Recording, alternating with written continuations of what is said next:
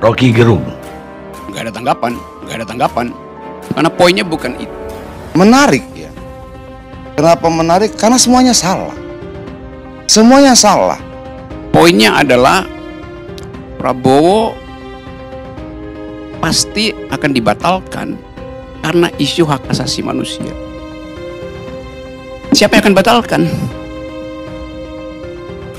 Ibu Megawati. Semuanya salah. Lalu ada satu orang Rocky Gerung yang memonopoli semua kebenaran. Bagi saya ini problem besar juga. Anies mau dibatalkan dengan apa? Jadi kemampuan kita untuk mendeteksi masa depan dibatalkan oleh kecurigaan kita terhadap kedunguan kita sendiri. Bahwa dia sebagai rakyat boleh mencurigai pemerintah. Di mana hierarki etisnya itu kan Jokowi sebagai petugas partai memanggil ketua umumnya untuk datang ngobrol dengan komplotan yang kita sebut koalisi itu. Bisa mencurigai partai, tapi kemudian dia berjalan terus lebih jauh, mencurigai lembaga survei, mencurigai pertemuan dan sebagainya. Sementara di sisi yang lain ada partai yang saling curiga juga. Jadi ini forum apa? Forum curiga mencurigai. Jadi ketika kemudian mereka tidak berpolitik partai, juga memiliki kecurigaan terhadap partai, terhadap segala sesuatu, bahkan terhadap standarisasi metode ilmiah survei pun dicurigai. Menurut saya memang negara ini harus diperbaiki.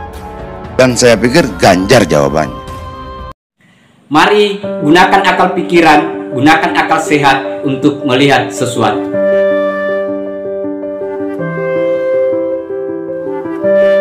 Assalamualaikum warahmatullahi wabarakatuh. Salam sejahtera untuk kita semua, salam demokrasi dan salam pluralisme. Oke, jumpa lagi di Sahabat Rahmat Channel. Nah, untuk kali ini sahabat-sahabat, Rocky Gerung akhirnya menyerah di tangan Adian Napitupul. Dia tidak bisa berkutik apa-apa, dia tidak bisa lagi lakukan sanggahan seperti apa atas argumen-argumen yang disampaikan oleh Adian Napitupulu sekaitan dengan pencalonan Ganjar Pranowo, dan semua yang hadir di dalam ruangan itu terdiam dan mendengarkan apa yang disampaikan oleh Adian Napitupulu, termasuk jubir dari Anies Baswedan.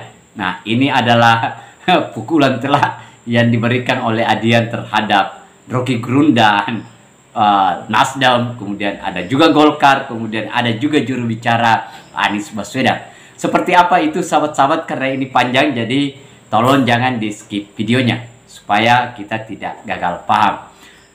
Mari kita lihat videonya sahabat-sahabat. Mungkin yang pertama saya mau tanyakan, kenapa Ibu Mega seolah-olah dapat wangsit tiba-tiba berbelok ke Ganjar, padahal belakangan kan Ibu Mega sering marah-marah pada Ganjar. Bahkan politisi PDIP di ILC ini, di media misalnya, apa prestasi Ganjar? Sebutkan satu saja. Begitu juga Masinton Pasaribu. Kok makanya mengagetkan, kok tiba-tiba yang diumumkan itu Ganjar?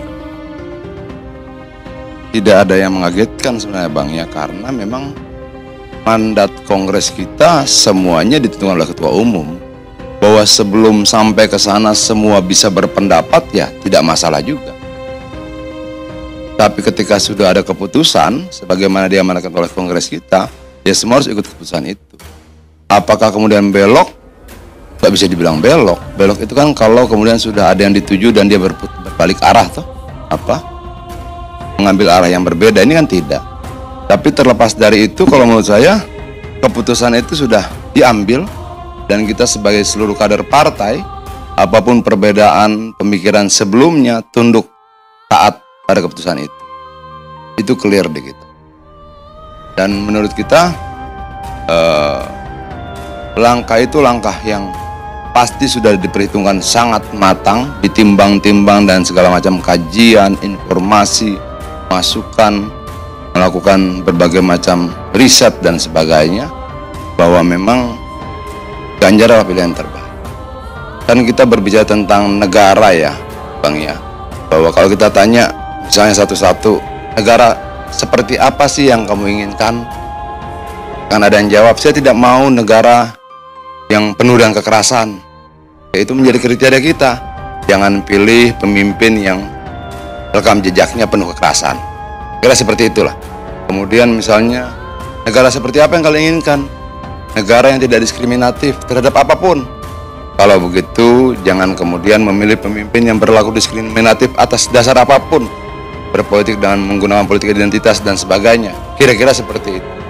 Nah, itu kan menjadi kriteria-kriteria kita bersama untuk melihat rakyat itu mau membutuhkan pemimpin seperti apalah kira-kiranya ke depan. Nah, kalau kita berbicara tentang koalisi, walaupun kami lebih suka menyebutnya sebagai kerjasama antar partai, memang yang dibilang Bang Karni tadi betul. Memang seperti misalnya koalisi perubahan adalah koalisi pertama atau kerjasama antar partai pertama yang dideklarasikan ya, yang sampai saat ini belum punya calon wakil presiden. Sudah sekian lama masih berputar-putar di situ. Ya kita anggap saja itu sebagai sebuah dinamika, juga tidak masalah. Ada koalisi atau kerjasama antar partai, koalisi Indonesia Bersatu. Ini lebih lucu lagi. Kenapa? Calon presidennya dua. Amanat Golkar, Erlangga, P3, Ganjar. Jadi keren. Biasanya satu koalisi capresnya satu. Ini bisa dua. Nah apa? Ya, jangan begitu lihatnya Doli, ya ampun.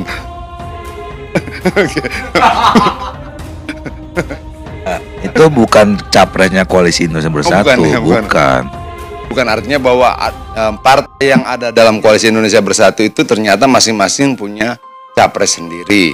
Itu tidur bersama mimpi berbeda. Ya, bisa juga seperti itu, tidur bersama mimpi berbeda. Tapi memang akibatnya kan memang dia jadi seperti dagelan ya. Jadi seperti dagelan gitu loh ya, tapi saya selalu menganggapnya ini bagian dari proses kita menjadi bangsa yang lebih matang. Semoga kemudian kita punya pemimpin yang kemudian hari juga jauh lebih matang. Generasi-generasi yang lahir berikutnya lebih punya kedewasaan berpolitik, matang dan sebagainya. Kedamaian, kebaikan itu tidak cuma di ucapan, tapi juga dalam kerja, dalam tindakan itu diwujud. Jangan kemudian cuma capresnya bilang kita harus damai, kita harus bersatu dan sebagainya, tapi tim yang lain tidak seperti itu. Itu juga harus diperbaiki. Tidak perlu menuduh siapapun di sini, tapi menurut saya hasil Litbang Kompas terkait dengan U20 menunjukkan bahwa banyak sekali penunggang-penunggang serangan sosial media terhadap Ganjar yang dilakukan oleh yang tidak memilih Ganjar. Artinya bahwa sampai sepak bola pun ditunggangi gitu. Suatu yang menurut saya jangan seperti itu. Dan itu kan bukan kata Adian, kata Litbang Kompas. Nah, kalau terkait dengan survei, betul yang dibilang sama. Lu sebenarnya jubirnya Anies atau bukan sih? Oke. Apa kata mantan jubir Anies tadi bahwa ditambah-tambahin mantan jubir Anies bahwa memang betul Pak Anies itu konsisten peringkat ketiga, tapi dia juga ralat berikutnya bahwa tapi Anies di Pilkada DKI bisa lompat. Sebab lompatnya itu karena Aniesnya atau karena didukung Gerindra. Sebentar dulu, lu dipuji sedikit langsung begitu. Sebentar dulu, sebentar. Ya. bro, Bukan karena pemilu harus yang gembira. kalau menurut gua mesin partainya yang jago, bukan orangnya. Jadi jangan kemudian dianggap bahwa Anies yang pinter belok, nunggu di tikungan dan sebagainya. Gerindranya yang jago nunggu tikungan. Jadi lu salah juga karena nanti akan diuji apakah dalam kontestasi sekarang ini kemudian Anies punya kehebatan yang sama atau Gerindra punya kehebatan yang sama. Itu loh. Nah, kalau hal-hal yang lain Bang Karnia, kita di PD Perjuangan ini kan terpimpin betul bahwa Tidak mungkin kita mendapatkan kemenangan kalau kita tidak terpimpin. Tidak mungkin tubuh ini bisa berjalan dengan baik kalau kemudian setiap anggota tubuhnya punya keinginan dan tidak ada komandonya. Nah, itu yang kita pelajari, partai sebagai sebuah organisasi juga harus terpimpin. Dan itu berkali-kali dibuktikan dalam proses sejarah PDI Perjuangan yang mungkin tidak dialami oleh partai-partai seperti Nasdem, Golkar, Gerindra, terkait kekerasan yang pernah kita rasakan. Belum pernah dalam sejarah Nasdem misalnya orang pakai gambar mukanya Surya Paloh ditangkap.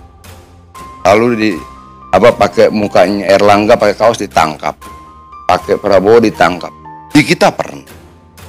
Kita pernah mengalami situasi yang sangat menyakitkan seperti itu. Yang menggunakan kaos saja dengan muka Ibu Megawati menjadi bersalah di Republik. Artinya bahwa kita belajar dari situ. Oh enggak, kita bisa bertahan. Kenapa? Karena kita solid, karena kita kompak, karena kita terpimpin. Semua gerak itu serempak dilakukan. Dan ini akan sangat berpengaruh. Kemarin hasil surveinya misalnya ketika belum diputuskan calon presiden dari PDI Perjuangan, ada 37% kalau tidak salah suara PDI Perjuangan yang ke Ganjar, dan ada 17% kalau tidak salah yang tidak ke Ganjar, yang pindah ke calon yang lain. Tapi hasil survei berikutnya kita bisa pastikan pelan-pelan Banting ini kembali ke pulang kandang. Kenapa? Kita memang dilatih seperti itu, dan kita tidak dilatih dari kelas. Kita dilatih dari proses yang sangat panjang dan keras. Itu yang mungkin menjadi kelebihan PDI Perjuangan, tidak bermaksud sombong ya, tapi bahwa bagaimanapun juga mereka yang belajar dari kehidupan itu akan jauh lebih memahami proses pertarungannya dibandingkan mereka yang belajar dari kelas ke kelas lalu mendapatkan ijazah. Tidak, PDI Perjuangan tidak seperti itu. Kantor partai mana yang pernah diserbu sedemikian rupa? 124 orang di penjara, kemudian sekian banyak lagi meninggal dunia. PDI Perjuangan, kita membangun partai ini bersama-sama, tidak dengan kata-kata, tapi dengan keringat, darah, dan tetes air mata. Itu yang tidak dialami yang lain. Walaupun kemudian nanti dibilang, wah PDI Perjuangan sombong, segala macam, enggak. Kita mengerti mana yang sombong dan mana yang bukan sombong. Mungkin kita berbicara dengan bangga tentang kemenangan-kemenangan kita. Tapi kebanggaan itu bukan kesombongan. Kebanggaan bukan kesewenang-wenangan. Karena tidak ada darah, tidak ada orang yang kita culik, tidak ada orang yang kita bunuh, yang kita hilangkan dan paksa dalam proses perjalanan. Seperti itu. Begitu Bang Karno. Baik. Nah, itu tadi sahabat-sahabat, kita sudah lihat videonya ya, begitu panjang, tetapi saya rasa ini adalah membuka ruang diskusi kita, karena ini menjelang Pilpres 2024 sudah dekat, sudah di depan mata, dan ini saya rasa akan memberikan wacana-wacana baru sekaitan dengan perpolitikan nasional kita, di mana lagi hangat, elit politik lagi seru, kemudian gagasan-gagasan program, dan juga bukan lagi program tetapi saling sentimen antar kubu juga terjadi di mana-mana sahabat-sahabat. Ini yang akan menjadikan bagaimana warga Indonesia dalam kerangka memilih pemimpin yang baik. Ternyata jawabannya sudah disampaikan oleh banyaklah kita menjadi dewasa melihat siapa sih sebenarnya yang berdarah-darah untuk negeri ini. Karena banyak juga kan orang menjadi pecundang atas negeri ini, hanya mau menjual, dia tidak berangkat dari dasar, dia tidak tahu seperti apa sebenarnya kebutuhan rakyat Indonesia. Nah, saya kira itu sahabat-sahabat, terima kasih banyak. Akhir kata dari saya, wassalamualaikum warahmatullahi wabarakatuh. Salam demokrasi, salam pluralisme, NKRI harga mati.